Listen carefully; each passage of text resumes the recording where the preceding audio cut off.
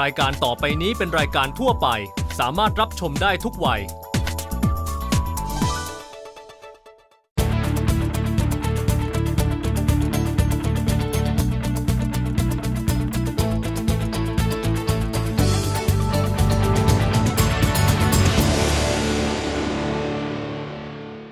สนับสนุนโดยแลกเงินด้วยบัตรเครดิตกสิกรไทยเที่ยวก่อนจ่ายที่หลังไม่มีค่าธรรมเนียมผ่อนชำระได้จากธนาคารกสิกรไทย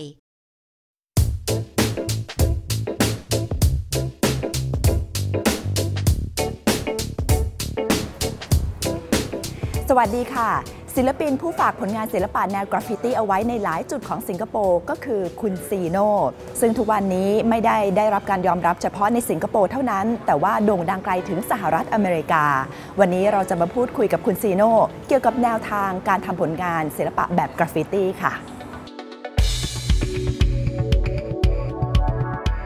ซีโน่หรือโมฮัมหมัดอัสลันรัมลานวัย31 ปีเป็นศิลปินแนวกราฟฟิตี้ชื่อดังของสิงคโปร์เขาจบการศึกษาด้านการวาดภาพแนวตะวันตกจากสถาบันวิจิตรศิลป์นันยางซีโน่ใช้การพ่นสีสเปรย์สร้างสรรค์งานศิลปะกราฟฟิตี้ให้กับบ้านเรือนร้านค้ารวมถึงสถานที่สำคัญมากมายทั่วเกาะสิงคโปร์ซีโน่ไม่เพียงมีชื่อเสียงในสิงคโปร์เท่านั้นแต่เขายังมีชื่อเสียงไปไกลถึงสหรัฐอเมริกาและยุโรปInstagram ของเขาที่ชื่อว่า I am Ceno2 มียอดผู้ตามมากกว่า 100,000 คน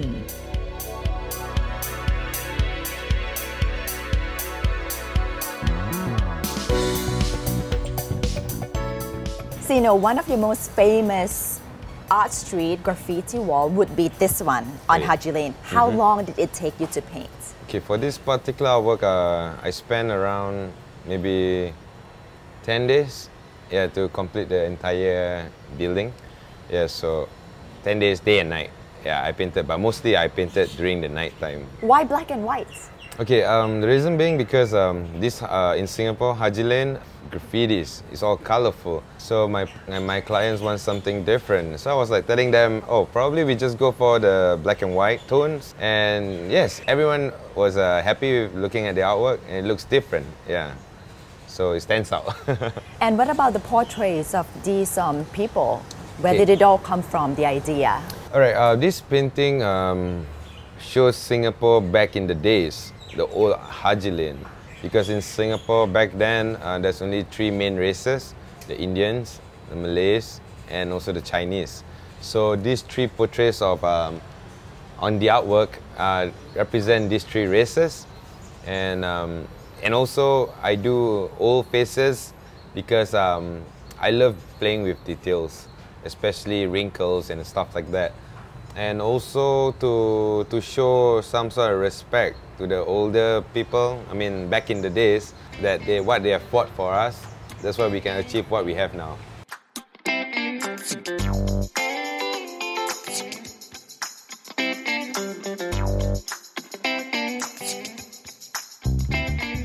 How did you feel when people walk by Haji Lane and then people would stop, take selfie, take photos with this wall? Okay, for me, I feel good. It shows people loving it. But the main intention is for people to bring the community together, uplift the community by, for example, through these walls, I realized that I can make strangers be friends and strangers to start talking to one another. In other words, like socialize, you know, rather than everyone looking to their phones and doing their own thing. So I want people to interact. And that's one of the reasons why I love doing this. What do you find most rewarding about graffiti painting? Okay, the most rewarding about graffiti painting is that if you did a good job, the smiles in these people, yeah, these are the good things about painting graffiti in the streets. And also I managed to meet and know people, random people from different walks of life. That's the most interesting thing. Yeah, these are the things that, you know, push me to paint more and more and more.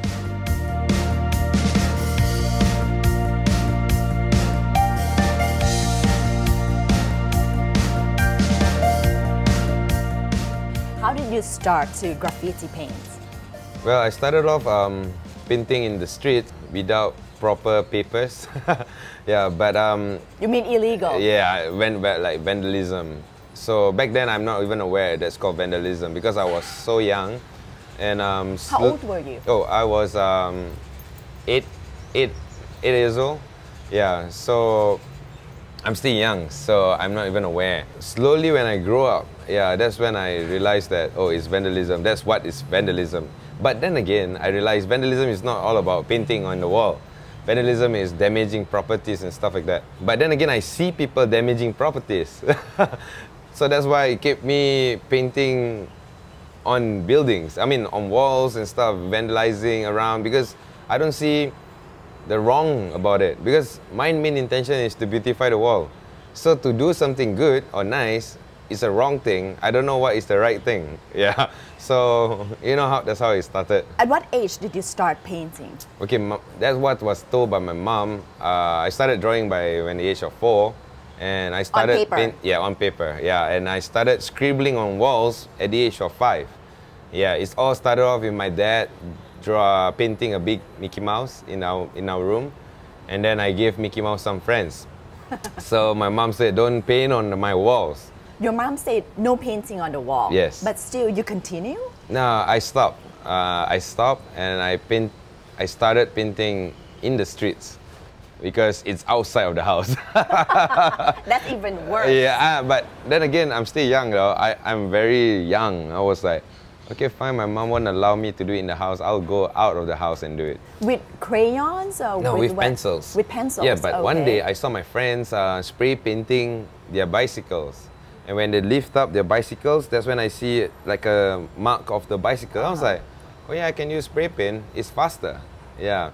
So that's when I started using spray paint and stuff. And I don't remember when my dad bought us a computer, so there's internet. So that's when I started using Internet Explorer and stuff. And I saw that there's more people doing this. So I'm happy that I'm not alone. So that's how I started doing more intensive graffiti and stuff like that. And when I started growing older and I know my mind works better, I realized that, yeah, graffiti, to do vandalism, it's not about, if I were to think about being a graffiti guy and I don't think about the people, heart, it won't be nice, because people, property from their hard-earned money and stuff like that, if I just come in and paint, it wouldn't be nice. So I started asking for permissions. People start paying me, and that's when people start paying me. I was like, oh yeah, I can earn something.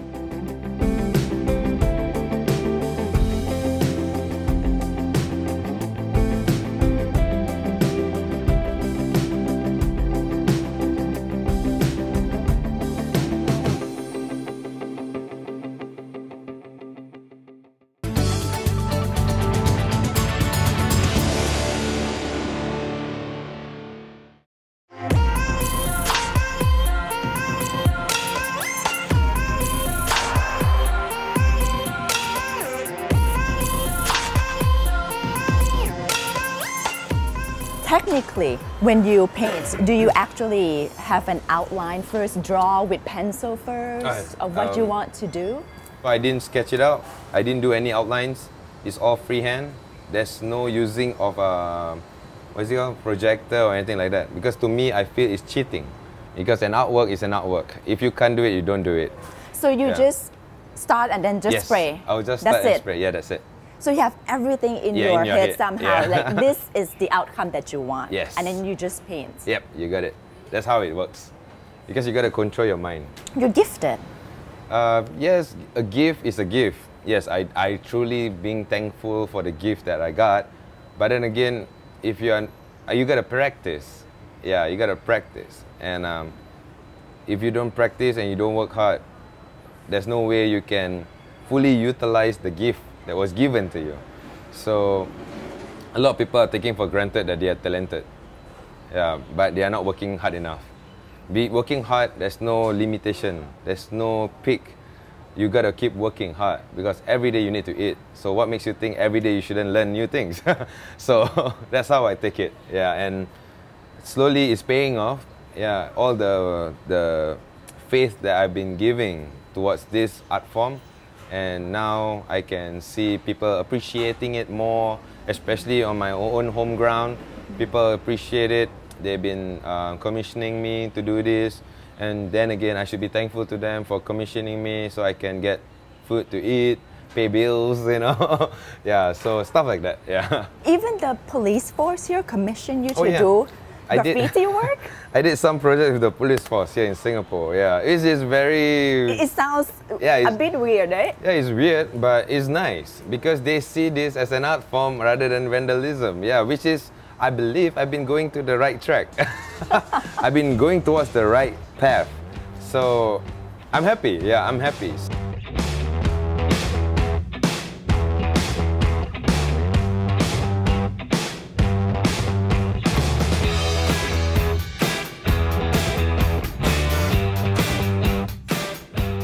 How do you come up with ideas for each of your artwork?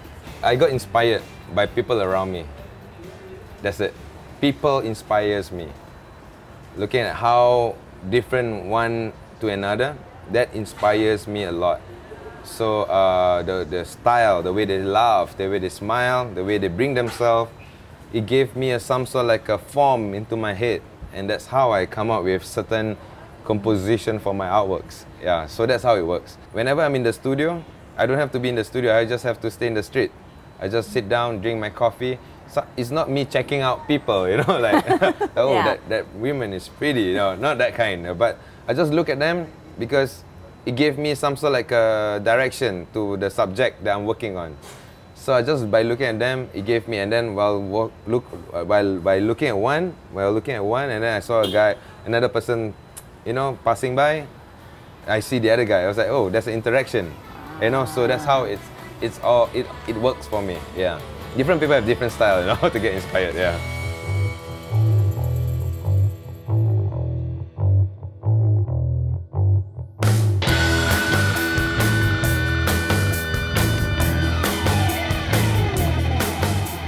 Who's your favorite artist?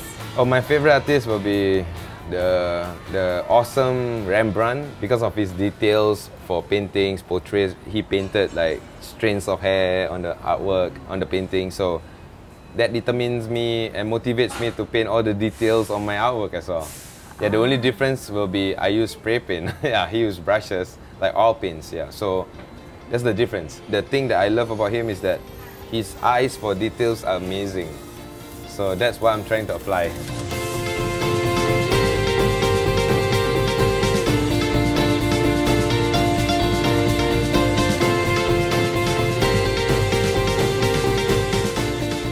Do you have your own favorite art piece? All are my favorite. I mean, I'm not being, but they are all my favorite. Okay, because all of these artworks bring different memories for me. Yeah, so different experiences. So I do appreciate every single artwork that I painted, because true to one wall, for example, this wall, I made some friends with different bars, you know, different restaurants, and whenever I paint a different place, I make different connection, and you know, I discover new things. So, I realized there's a tiny shop for me to buy some drinks, you know, that kind of thing. So different areas give me different experience. So that's why I love all my paintings, because without all of my paintings, it won't bring me here today. Yeah, because it's like a puzzle. Yeah, it's like a journey. I need all of them. Even it's bad or good, I need all of them. That leads me here, yeah.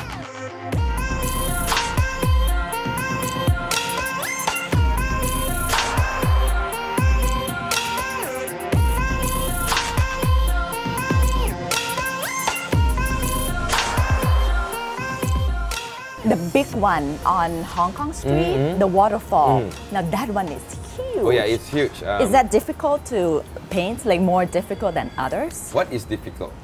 It's huge, the size, You should right? ask yourself what is difficult, because if you keep telling yourself it's difficult, it will be difficult, because it's all in your mind. Your mind controls your body, so you have to overcome your mind. Like for example, something difficult. What's the opposite of difficult? Easy. So you just gotta take things easy, and it will be easy for you to handle.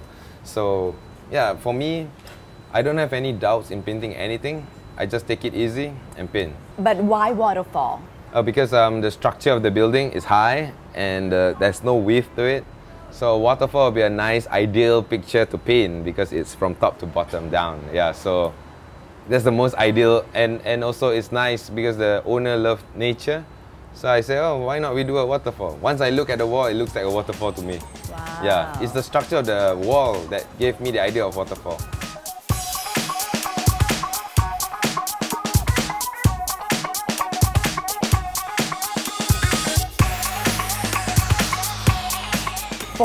For Ceno, when people think of Ceno, what's the style that you actually want them to recognize?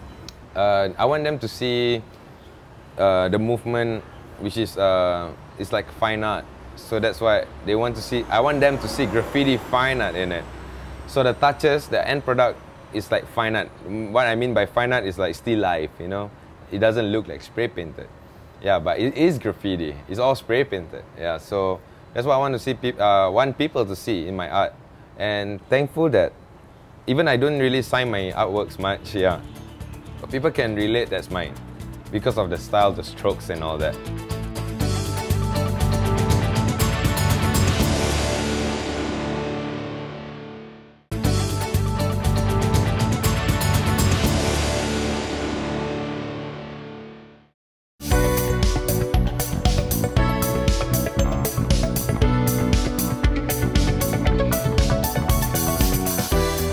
Some would see graffiti work as art, but there are people who say, even though it's some nice paintings, but it's still messy. What would you say? For that, it depends on individuals. I mean, like as a person, I have no right to say what is wrong, what is right. But then again, through my experience in traveling around the world, it all depends on the individual, how they are exposed. If they are exposed to things around the world, to what's happening around, they will be more, they can accept it even more. But for those who are not lack, but they are not aware what's going on around the world, if they just do their own thing every day, they probably don't even aware that graffiti exists. And when it happened in front of them, they say, what is this? Just because by the spray can itself. Because spray can are meant for doing markings, construction site. That's one reason why their mind, they are not open to accept new things. To make oneself appreciate something, man, it takes long time. Like for me, I have to paint like more than 20 years to convince my parents that, oh, this is something I love to do. And now they are happy with me. Have you ever come up with experiences where people look at you and they think of you one way and then, oh, this is your artwork. Wow, they see you in a different way with all your spray cans. Sadly, they judge someone when they are different, especially with all this beard. Yeah. Because in Singapore, not in Singapore, maybe in some countries as well, if you are like this, you're not working. So they see you as, oh man, this guy is just not, you know, just some guy who don't even have a job and stuff. Maybe, yeah. But to some people, they don't judge someone like that. I'm not saying everyone are the same, but to some people, they just come to me and say, oh, are you an artist? I was like, oh, do I dress up like one? You look like one, the vibe. Because I don't want to dress up like one as well. Because I don't like to show that to people that, oh, I'm an artist. I mean, one thing, and I love people judging people because it's interesting. Like, for example, like you mentioned, they look at me at one kind, and once they know that I'm the guy who painted it, they treat me differently. I find it like, it's so fake. So it's something, it's like an entertainment for me.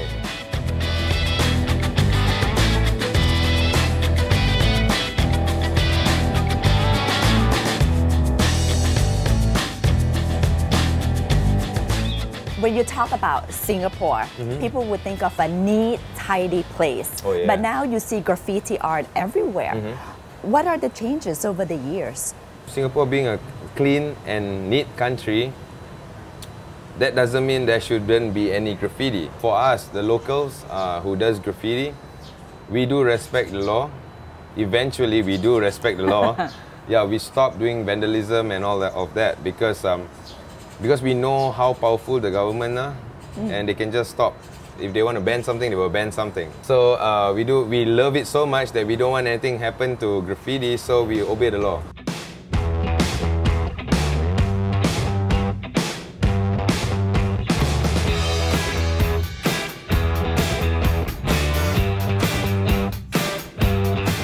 Apart from Singapore, you also graffiti paint abroad as well. Oh yeah. In the US, in the Europe. How did you go overseas? Okay, I first traveled down to Chicago after being invited over for this event called Meeting of Styles. Yeah, so I went there, I started going there, and first time going there is pretty, fear, the fear was there. Because, I mean, I'm an Asian, I'm going to the US, and I've been hearing a lot about them. And when they saw my artwork, that's when I first painted the Michelangelo painting, so from Sistine Chapel, where the god, you know. So I painted that, and everyone was amazed, like, oh, you're using spray paint and doing this. And plus, with me being an Asian, they were like, man, we didn't expect Asian can do this kind of stuff. So it's something good. I mean, I'm not doing it just for myself. I'm trying to represent the whole region, you know. Not represent. Everyone have to represent something. So, and I've started going there every year, you know, maybe once a year, twice a year, thrice a year. Yeah, so I start being so active, heading down to the US. But, and I created some friends which are like family to me.